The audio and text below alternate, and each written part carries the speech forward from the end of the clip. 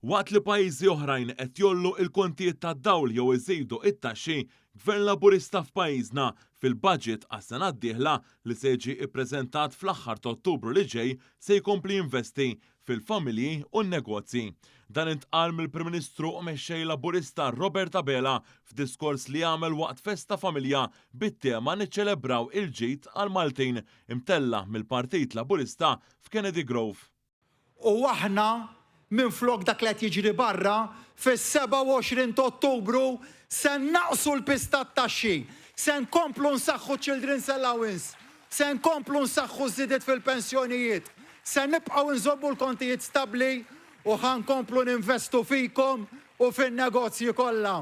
F'dan id-diskors Dr. Abela fakkar kif Gvern Laburista wettaq bosta miżuri soċjali li komplow isaħħu lil familji fosthom iż-żidiet rekord fiċ-Children's Allowance, Child Care b'xejn, żieda fil-pensjonijiet u l-akbar tnaqqis permezz tat-tax cut.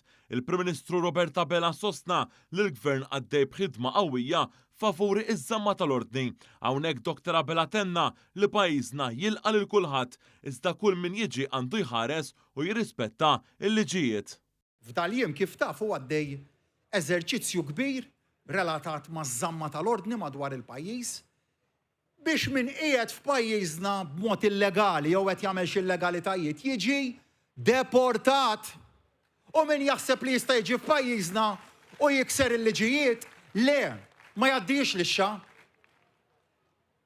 Fl-ewwel 6 xhur tas-sena ġifier minn Jannar sa wissu kellna 350 persuna barranija illi ġew deportati minn pajjiżna talli kisru il-liġijiet ta' dan il-pajjiż. Forsi ftit nitkellmu dwarhom imma dak ix-xogħol qed isir.